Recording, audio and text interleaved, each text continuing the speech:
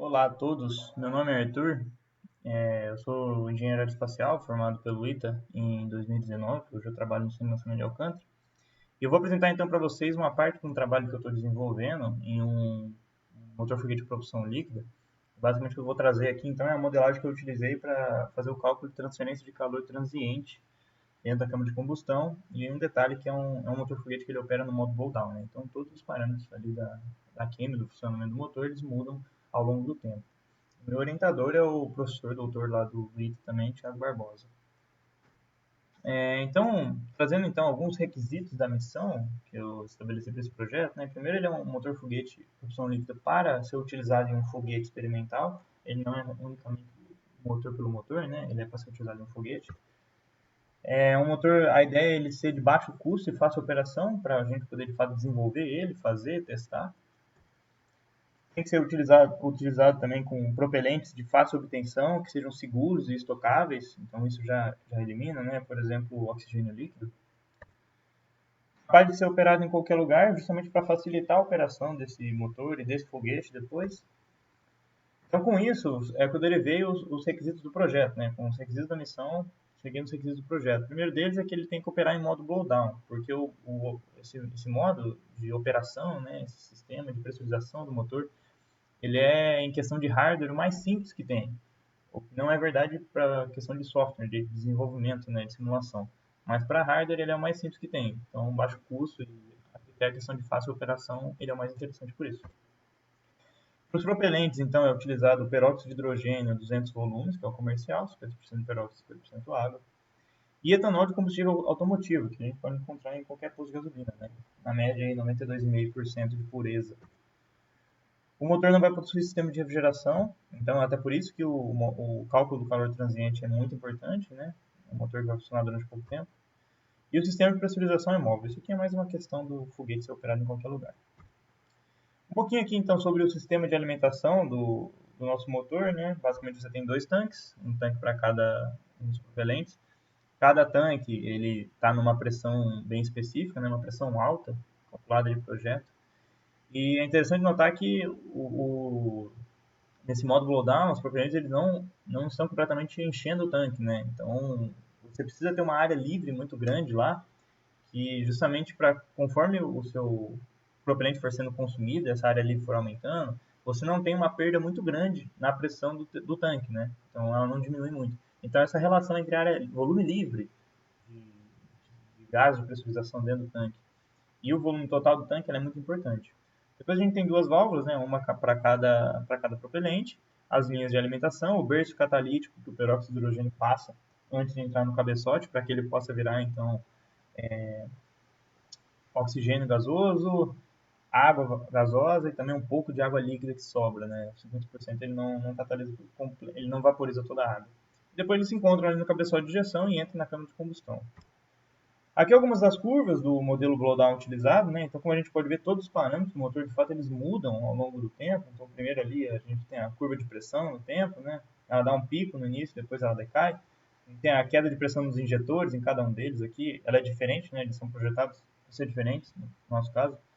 Aqui a perda de carga nas linhas, dá para ver que a perda de carga na linha de oxidante ela é bem maior do que a do combustível. Isso ocorre porque existe uma perda de carga muito grande no berço catalítico, isso é por volta de uns 20%.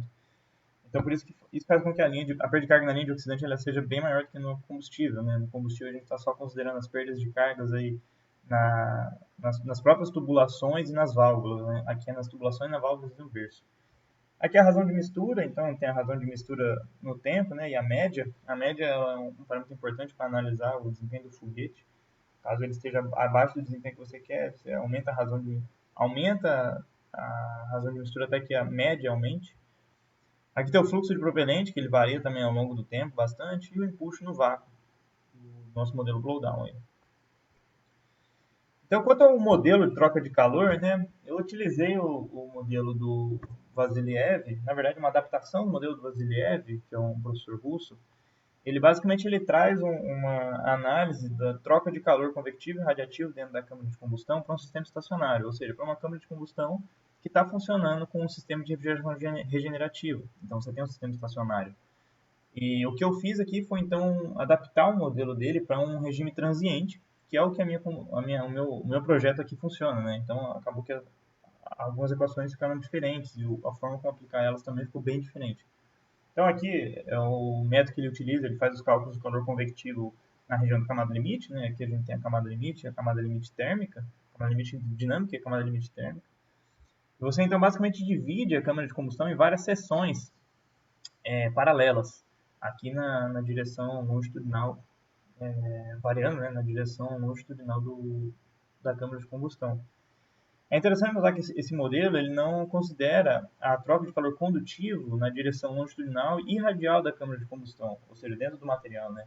Então acontece que esse modelo, além de tudo, ele acaba sendo um pouquinho conservador. Então os resultados eles são mais conservadores do que caso isso aqui fosse considerado. Isso é um próximo passo para novos modelos, né? E aqui na esquerda é o modelo, então, a ideia do modelo, a filosofia do modelo que eu utilizei, né? Você tem aqui a parede em preto, temperatura na parede, TS, o 0, 1, 2 seria a iteração aqui, até a enésima iteração, e o J seria a seção que está sendo analisada, né? Aqui a temperatura do gás, que ela também varia ao longo do tempo, né? Como a gente viu lá no modelo Bolão, tudo varia. Aqui os fluxos de calor, então o calor condutivo que chega, desculpa, o calor convectivo, o calor radiativo que chega na câmara de combustão devido ao gás, o calor radiativo que sai da câmara de combustão, porque ela está a uma temperatura alta, que é a temperatura ambiente que não muda ao longo do tempo, né? E aqui são as principais equações utilizadas, então, nesse modelo do Vasiliev, né? Eu não vou entrar em muitos detalhes das equações, porque elas são bem complicadas, bem grandes, elas chamam dezenas de outras equações, mas o principal aqui é a equação da troca de calor convectivo, né? O fluxo do calor convectivo, e é interessante notar que ele depende bastante, fortemente, né, da pressão de estagnação do motor. Ou seja, quanto maior a pressão de funcionamento, de operação do seu motor, maior vai ser a troca de calor convectivo.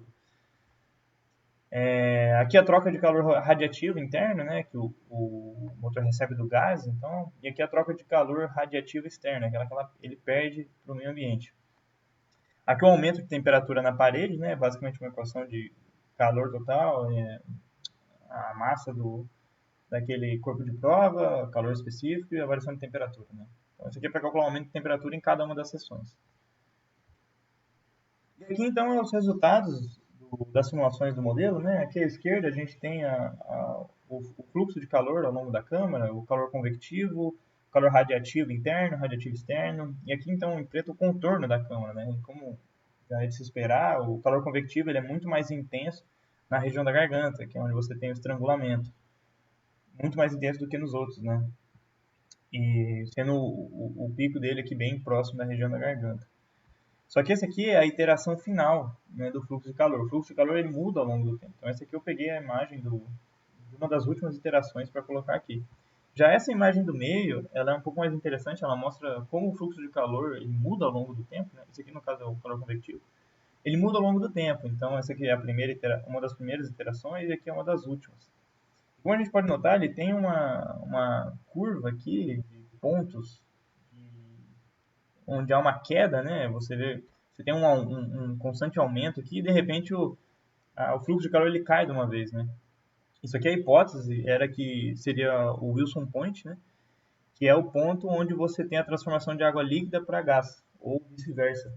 E aí por isso você tem um decaimento muito grande do fluxo de calor, né? Das condições ali térmicas do motor. E aqui na figura da direita, a gente tem a temperatura da parede ao longo da câmara. É interessante notar essa queda que tem nessa região que eu selecionei aí. Antes dela, basicamente, você tem uma espessura mais fina do motor e depois dela você tem uma espessura mais grossa. Então, é por isso que existe essa queda aí de uma vez, né? Eu tive que aumentar a temperatura da parede da câmara justamente porque eu vi que a temperatura já estava ficando muito alta. E aí, desse jeito aqui, até que a temperatura ficou numa região segura para trabalhar com o aço inox, que é o material desse projeto, né? No caso aí, 1040 Kelvin, mais ou menos. E aqui então a simulação do NASACEA do antes e depois de alguns daqueles pontos ali que a gente imaginava ser o Wilson Point, né? Então aqui se provou que realmente é onde ocorre a transformação da água líquida para gás, né? A água líquida ela troca calor muito melhor do que a água gasosa. Então é isso, senhores. A ideia agora é testar esse motor ainda esse ano e qualquer dúvida podem entrar em contato comigo.